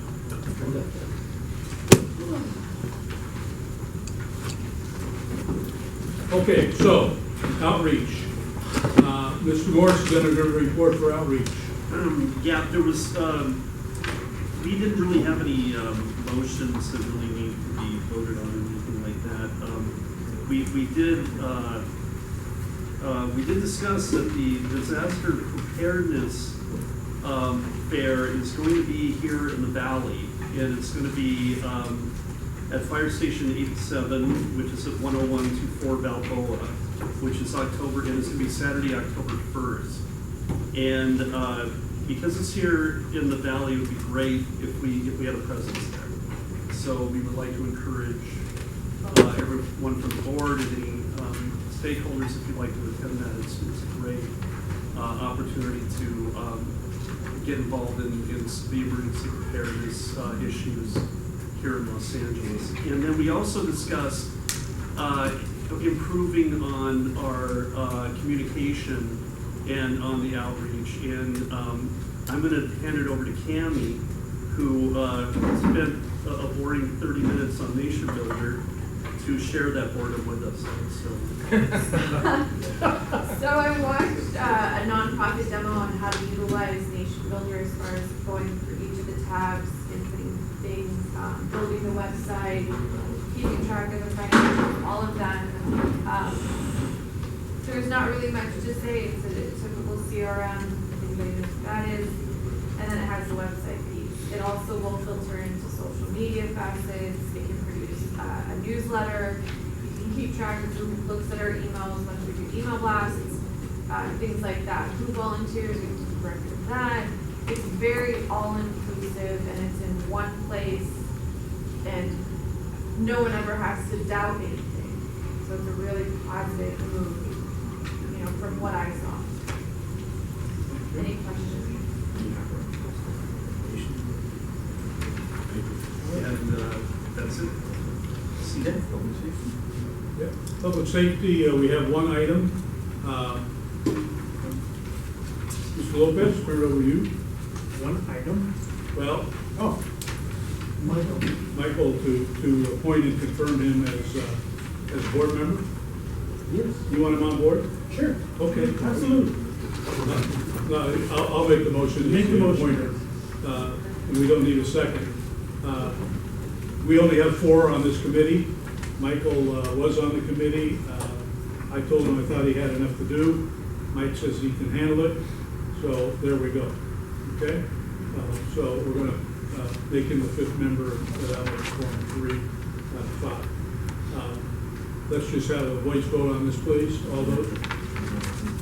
I guess we can open up the public comment. Any comments? Okay.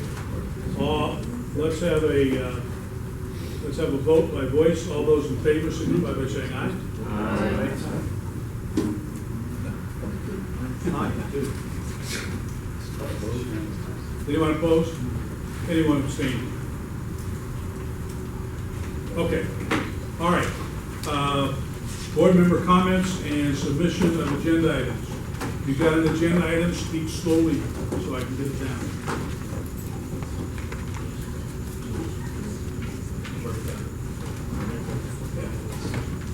Okay, let's start with you, Don.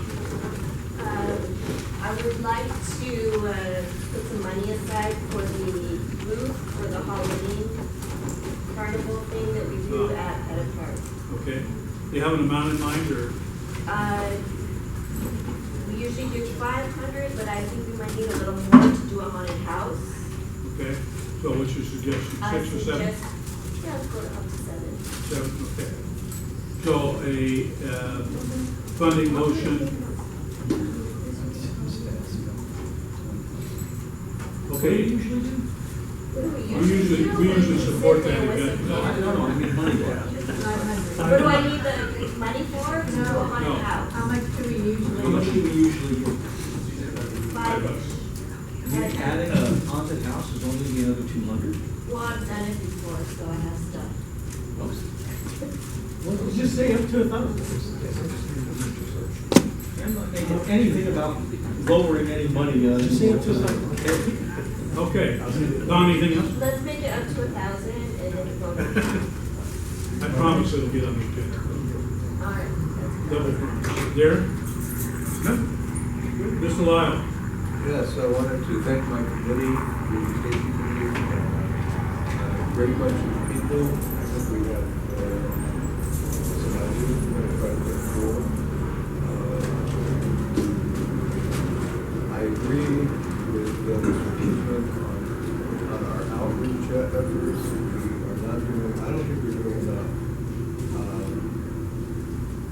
great to see as many people here as we have that are from the community, from our stakeholders, but we need more. We need to get our name out there. We need to be recognized. I could go up and down my street, a short block of 16 houses, and I'll bet you that other than my house, when I mentioned Granada Hills South Neighborhood Council, I'm going to get a dumpster. So the thing that brought me in, and Jed came at the same time, was I had gotten a newsletter, and in that newsletter was a questionnaire as to if you want to get involved. I sent it back. I never heard anything from my sending back the questionnaire, but I did get a newsletter. It was right after I started working for the city, and I thought, gee, this is interesting. I've never heard of the neighborhood council, and I wanted to know more about it. So I, on my own, came here, and I stayed. So I think we need to do better outreach. We need to get our stakeholders to know who we are, what we do, and why we're here, and we need to help our stakeholders with their problems. Starting from left to right, Mr. Morris? Yeah, I wanted to say thank you to the stakeholders. It's terrific. Thank you for taking the time and let us know that this is. And as far as an agenda item, I'd like to, if we could get on the agenda, a contribution from our neighborhood council to the Bay Planning Forum and the mixer, and they usually recommend $500 each. Could you speak loud? Oh, yes, sorry. Yeah. I asked that on the agenda for next month, a motion to help fund the Valley Alliance Neighborhood Council Planning Forum and the mixer on March 9th. And they usually, it's usually $500 per event from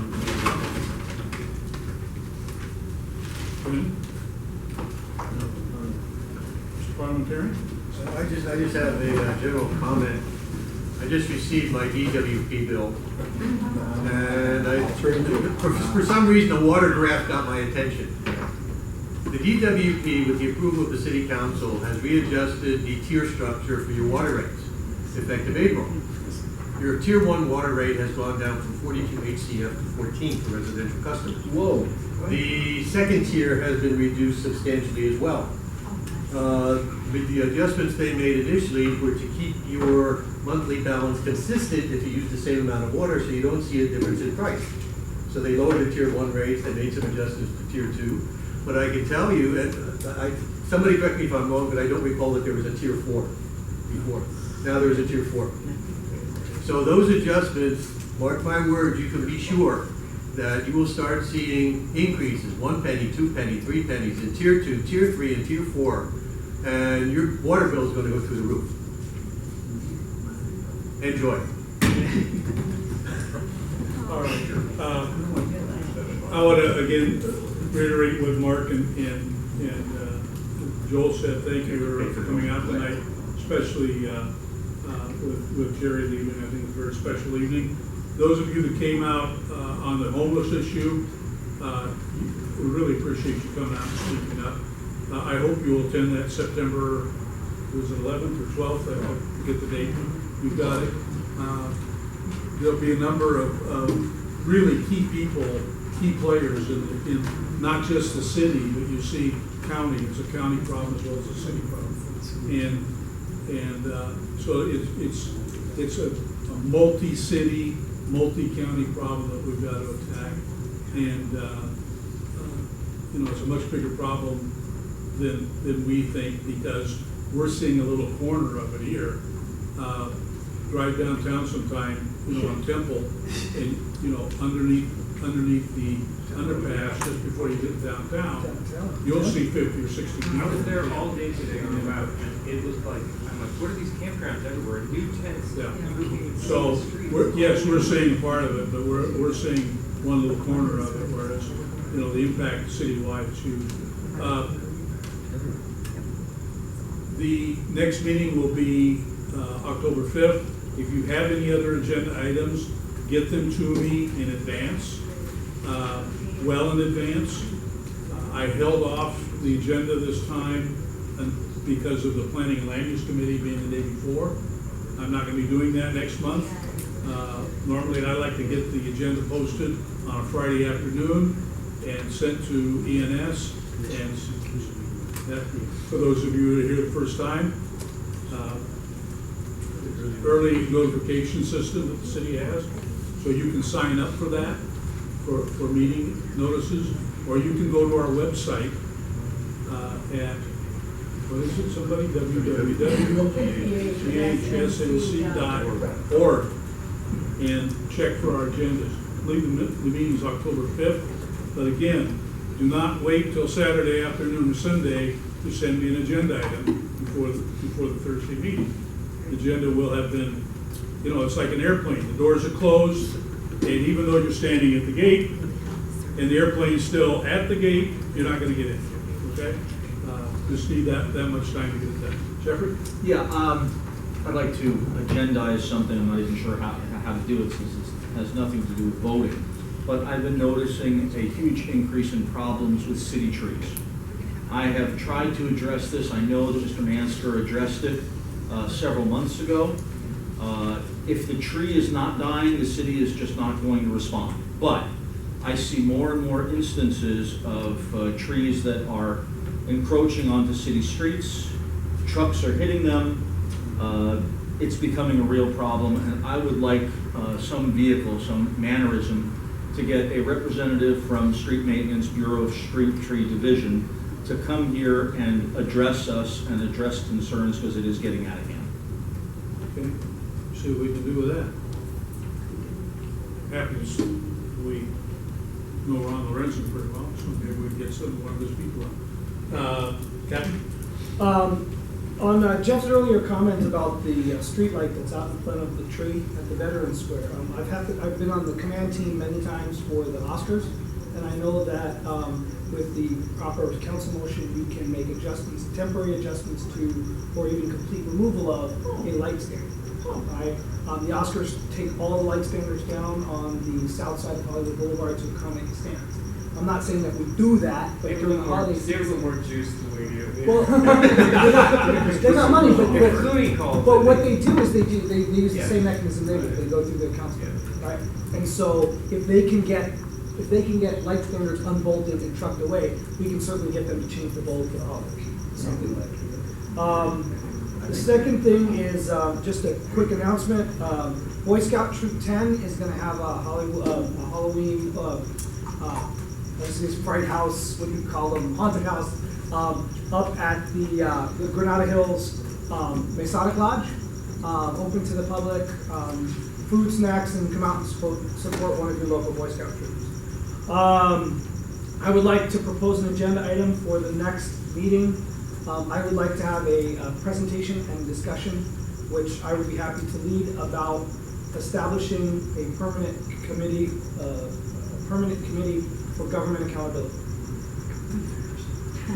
It's one of the things that I discussed when I ran, and it's one of the things that, unfortunately, I apologize. The last 2 meetings ago, I got caught up at a bomb scare at 7th and Olive, and my job is like that. And then last month I was on vacation, so I'm back. The government accountability is my #1 goal, and I want to make that happen. Lastly, to the homeless point. Last Friday, I testified in front of the city council because of an outbreak of overdoses related to a drug called Spice. Spice is distributed throughout the homeless population, and the homeless population is incredibly vulnerable to that Spice because of the insidiousness of this price point. Spice is a synthetic cannabinoid, which is in English that means it's fake weed.